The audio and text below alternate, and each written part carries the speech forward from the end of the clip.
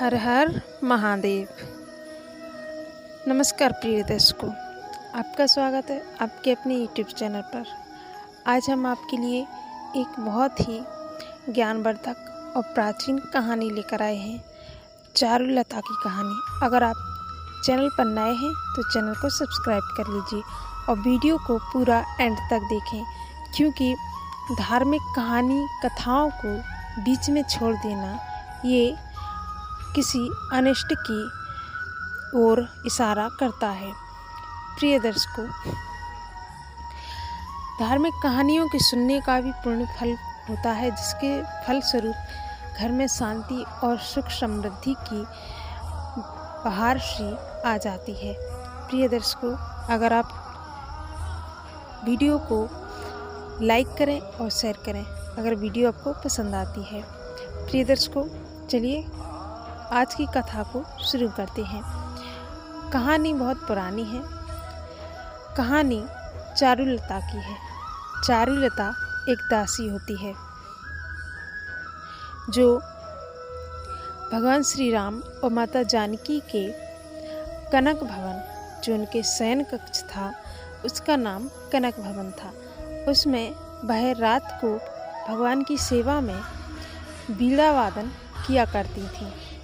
दरअसल कहानी इस तरह से है कि भगवान हनुमान जी भगवान श्री राम जी के परम भक्त हैं और भगवान श्री राम का विरह उन्हें इतना ज़्यादा होता है कि वो भगवान से एक मिनट के लिए भी दूर नहीं रहते। तब वह भगवान श्री राम जी से कहते हैं कि प्रभु, मैं पूरे दिन आपके साथ रहता हूँ, जब आप एक घड़ी के लिए भी मुझसे दूर होते हैं तो ये दूरी मुझे बेचैन कर देती है। मैं आपके दर्शनों के बगैर रह ही नहीं सकता। क्यों ना आप कुछ इंतज़ाम करें, आप कुछ ऐसी विधि बताएं, आप कोई ऐसा जुगाड़ बनाएं कि मेरा प्रवेश आपके कनक भवन में होने लगे। तब राम जी ने कहा कि हनुमान जी, मैं चाहता हूँ कि आप कनक भवन में आए, लेकिन मैं इसमें आपकी मदद नहीं कर सकता। आप जानकी जी के पास जाइए। तब हनुमान जी माता जानकी के पास जाते हैं, उन्हें दंडवत प्रणाम करते हैं, उनसे याचना करते हैं कि माता, आप मुझे अपने कनक भवन में प्रवेश की अनुमति दे दीजिए। तब माता सीता कहती हैं कि हनुमान जी, आप कनक भवन में आना चाहते हैं, अच्छी बात है, लेकिन इसकी अनुमति आप सखियों से लीजिए, क्योंकि वही आपकी मदद कर सकती हैं। तब हनुमान जी माता सीता की अनुचरी और कनक भवन की दासियों से अनुग्रह करते हैं कि आप हमें कनक भवन में प्रवेश करने की अनुमति दे दीजिए, मुझे अपने साथ रहने की अनुमति दे दीजिए, क्योंकि मैं भगवान श्री राम और माता सीता के सेवा के बगैर, उनके दर्शनों के बगैर रह ही नहीं सकता। उनसे जरा सी भी दूरी मुझे बेचैन कर देती है। तब दासियों ने कहा कि हे हनुमान जी, आप माता सरयू के पास जाइए, वो आपकी मदद कर सकती हैं। तब हनुमान जी ने कहा कि ठीक है, और वो सुनते ही माता सरयू के पास गए। माता सरयू ने उन्हें नहीं देखा। तब हनुमान जी माता सरयू के पास गए और माता सरयू के किनारे बैठकर रोने लगे, विलाप करने लगे और उनसे याचना करने लगे कि हे माता सरयू, मुझे कोई उपाय बताएं जिससे मैं राम जी की सेवा में रात में भी उनके कनक भवन में प्रवेश कर सकूं। माता सरयू के पास जाकर वो रोने लगे। जब उनकी आँखों से आंसू सरयू नदी में गिरने लगे, तब सरयू नदी का जो जल था वह उबलने लगा और माता सरयू प्रकट हो गई। उन्होंने कहा कि हनुमान जी, क्या हुआ? आप इतने बेचैन क्यों हैं?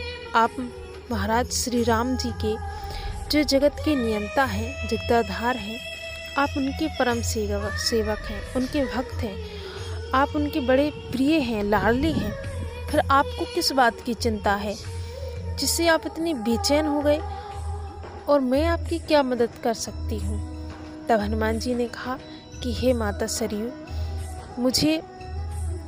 मुझे कोई उपाय बताइए। अगर मैं नारी होता तो मैं बेझिझक माता सीता के कनक भवन में प्रवेश कर सकता था। आप मुझे कोई वरदान दे दीजिए जिससे मैं रात में स्त्री का रूप रखकर माता सीता की सखी बनकर उनके कनक भवन में प्रवेश कर सकूं।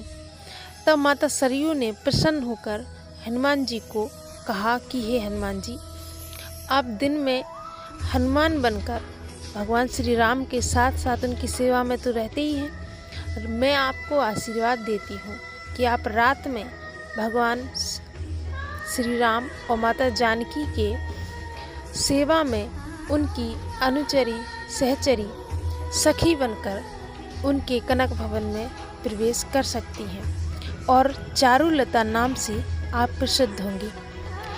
तब भगवान हनुमान जी माता सरयू का आशीर्वाद पाकर परम संतुष्ट हुए और सीधे भागे कनक भवन की ओर।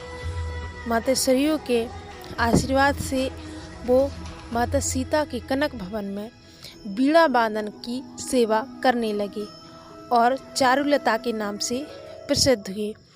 भगवान श्री राम के दर्शनों के अभिलाषी, उनके भक्ति के अनुयायी प्रेमी श्री हनुमान जी उनके परम भक्त हैं, जो भगवान श्री राम के नाम संकीर्तन और उनके दर्शन के बगैर एक पल काटे नहीं कटते।